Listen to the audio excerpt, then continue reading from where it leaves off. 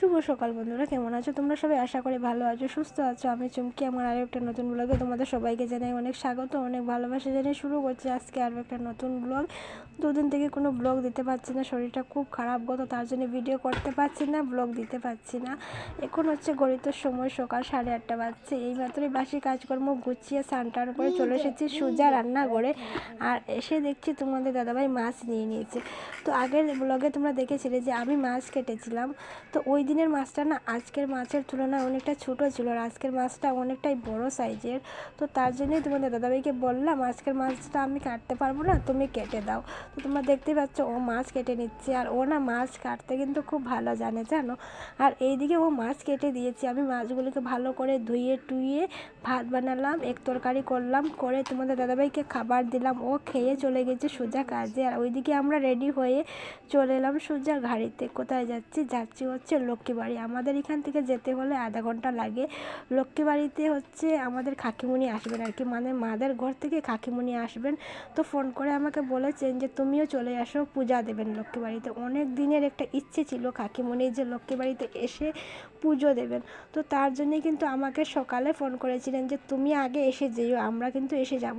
আর আমি কিন্তু আগে আসতে পারিনি, যদিও আমাদের এখান থেকে আসতে খুব একটা সময় লাগে না, আধা ঘন্টা লাগে, কিন্তু এই যে মাদের ঘর থেকে আসতে না 2 ঘন্টা সময় লেগে যায়। দেখো ওরা কিন্তু 2 ঘন্টা সময় লেগে যায়, তাও আবার এত সকাল করে এসে গেছেন, কিন্তু আমি আসতে পারিনি গো।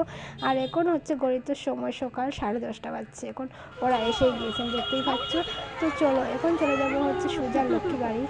যারা আমার পুরোনো ভিউয়ার্স আছে, যারা কন্টিনিউ আমার ব্লগগুলো দেখো, তারা নিশ্চয়ই জানো যে এই জায়গাটার ভিডিও কিন্তু আমি আরও 2-1 বার করেছি। কারণটা হলো এখানে কিন্তু আমাদের মাসির বাড়ি, জানো।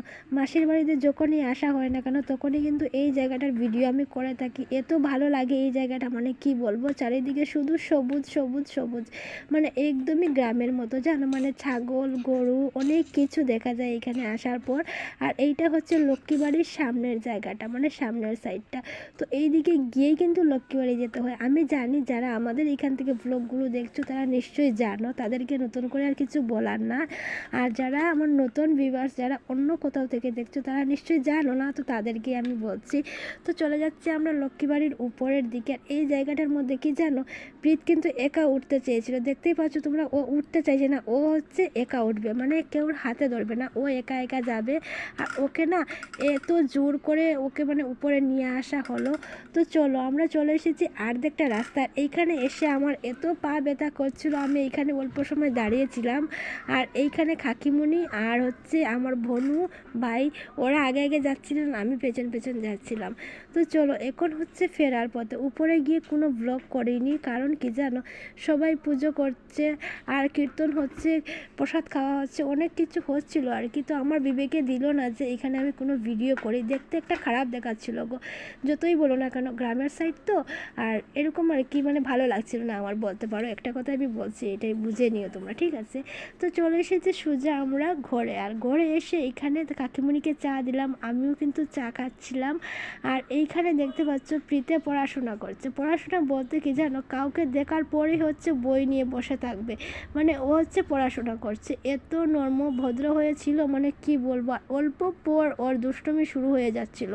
মানে 10 মিনিটের মতো মানে এরকমভাবেই ছিল আর কি, সুন্দর হয়েছিল, পড়ছিল লেখছিল, মানে সবাইকে দেখাচ্ছিল আর কি।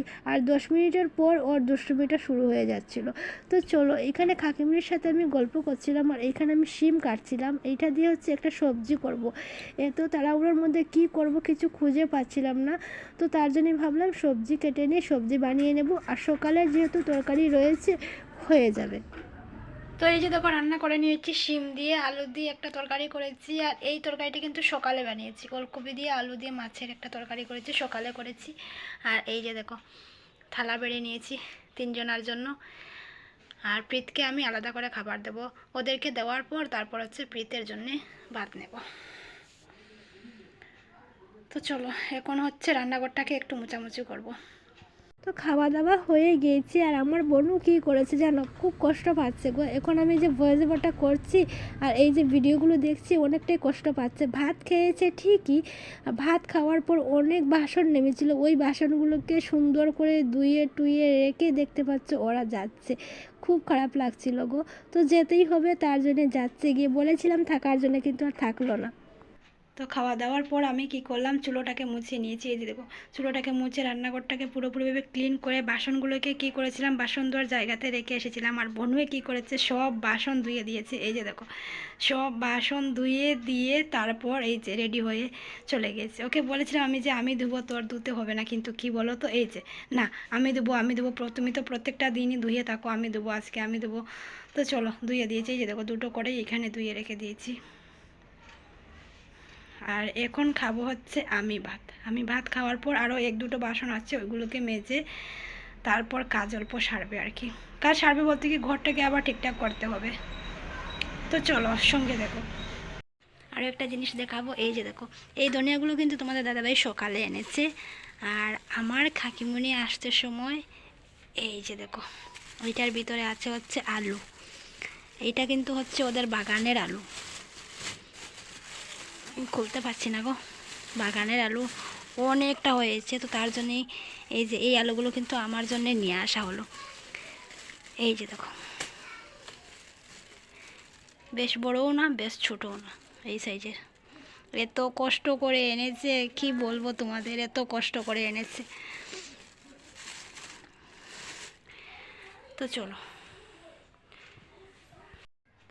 তো এই যে দেখো, এখন হচ্ছে রাত 9:30।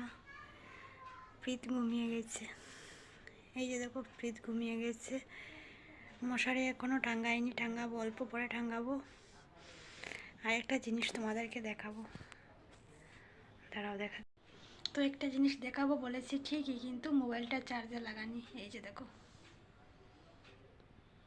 দেখেছো, চার্জে লাগিয়ে লাগিয়ে কথা বলছি। 4% চার্জ আছে।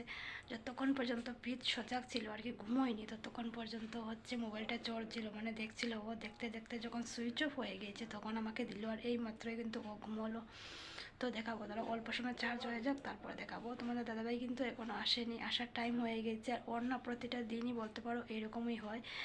আজকে একটু লেট বেশি হয়ে যাচ্ছে, 9টা লাগাতে এসে যায়। আজকে 9:30 বেজে 10টা বেজে যাবে অল্প করে, কিন্তু আমার লাগছে 10টার ভিতরে এসে যাবে। তো এখন আমার কাজ আছে, কাজগুলো ভাবছি করব কি করব না, করব কি করব না, এটাই ভাবছি। আর প্রীতকে এখনও মশারি টাঙিয়ে দিতে হবে। তো চলো, চার্জ হয়ে যাক, তারপরে আবার ফিরে আসছি। দেখি যদি কিছু করতে পারি তাহলে করব, না হলে আর করব না, ঠিক আছে। আর যা মানে দেখাবো বলেছিলাম সেটা কিন্তু দেখাবো, ঠিক আছে। তো অল্প চার্জ হয়েছে, দাঁড়াও, মোবাইলটা দেখা যাচ্ছে না গো, ওইদিকে ঘুরাই। এই যে দেখো, প্রীতের চেইন, এগুলো ছিঁড়ে গেছে চেনটা। এই যে চেনটা ছিঁড়ে গেছে, এইমাত্র আমি বের করলাম। দুটো দিয়ে একটা বানাবো। এটা হচ্ছে আগের ছিল, এটা প্রীতা না গিফট পেয়েছিল, তো ওইটাও ছিঁড়ে গেছিলো। এই যে দেখতে পাচ্ছ ছিঁড়া, এটাও ছিঁড়া, আর এটাও হচ্ছে ছিঁড়া। তো দুটো দিয়ে ভাবছি কি জানো, এই যে দেখো, কথা আসছে না, দুটো বলতে পারছি না। তো দুটো দিয়ে ভাবছি একটাই বানাবো, সুন্দর করে বানাবো। আর এটার ভিতরে কিছু নেই, এটাও দিয়ে দেবো। আর এইটার ভিতরে কিন্তু আছে, এটার ভিতরে আছে। তো এগুলো লকেটের জন্য দিয়ে দেবো, কালকে দেবো ভাবছি। বের করে রেখেছি, কারণটা কি জানো, এই যে অনেক দিন থেকে ভাবছি যে প্রীতের চেনগুলোকে ঠিক করব। আর আমি না অনেক আস্তে আস্তে করে কথা বলছি, কারণটা হলো প্রীত ঘুমাচ্ছে না, আর অনেকটাই রাত্র হয়ে গিয়েছে, তার জন্য একটু আস্তে আস্তে করে কথা বলছি। এই যে ভুলে যাই জানো, প্রতিটা দিনই আমি মনে মনে ভাবি যে আজকে কিন্তু নিয়ে দেব, কালকে কিন্তু নিয়ে দেব, কিন্তু ভুলে যাই। আর আজকে প্রীতে কী করেছে জানো, এই যে আমার যে গলার চেইনটা আছে না, ওইটা দিয়ে হচ্ছে আমার গলার থেকে খুলে ওর গলাতে লাগিয়ে আমাকে বলছে যে মাম্মি এটা কিন্তু আমি লাগাবো। এই যে কেমন লাগলো বলো তো, এমন মানে কেমন যেন হয়ে গিয়েছিলাম আমি, জানো, মনে হচ্ছিলো যেমন ইসরে অনেক দিন থেকে ভাবছি চেনটাকে ঠিক করাবো, কিন্তু করাচ্ছি না। দেখো প্রীতে কী করছে, আমার গলার চেনটা নিয়ে ও লাগিয়ে নিল, এটাই আর কি ভাবছিলাম। জানি না, অন্যরকম একটা হয়ে গিয়েছিলাম আর কি বলতে পারো। তো চলো, কালকে কিন্তু ফাইনালি এটাকে দিয়ে দেবো, আর লেট করবো না। তো এইটাই তোমাদেরকে দেখাতেছিলাম। অনেক দিন থেকে ভাবছি যে এই যে কাপড়গুলোকে ঠিকঠাক করব, কিন্তু এত কাপড় দেখে না আমার আর ইচ্ছে হয় না যে কাপড়গুলোকে ঠিকঠাক করব, সুন্দর করে রাখবো, গুছগাছ করে রাখবো। এত কাপড় মানে শোকেজের ভিতর না পুরোপুরিভাবে এলোমেলো হয়ে আছে, কাপড়ে পুরোপুরিভাবে জাম মারা আছে, ইচ্ছে হচ্ছে না। তো আজকে ফাইনালি লেগে গেছে। এই যে দেখো, অনেক কাপড় রয়েছে, অনেক কাপড়, এগুলো বাঁশ করতে অনেকটা সময় লেগে যাবে। তো এগুলোকে হচ্ছে আমি এখন ঠিকঠাক করব। আর তোমাদের দাদাভাইও কিন্তু চলে এসেছে, আসার সময় প্রীতের জন্য নিয়ে এসেছে হচ্ছে এই তো যে। এই যে দেখো, দুটো জাম এনেছে, একটা ব্রেড এনেছে। ব্রেড কিন্তু আরও গড়ে দুটো রাখা আছে, দুটো রাখা আছে বলতে অর্ধেক অর্ধেক করে দুটো রাখা আছে। এইগুলি আর খাওয়া যাবে না, দুদিন হয়ে গিয়েছে, তো তার জন্যই নতুন ব্রেড নিয়ে আসলো। তো চলো আজকের ব্লগটা আমি এখানে শেষ করে দেবো। দেখা হচ্ছে কালকে আবার আরও একটা নতুন ব্লগের সাথে। Tata bye.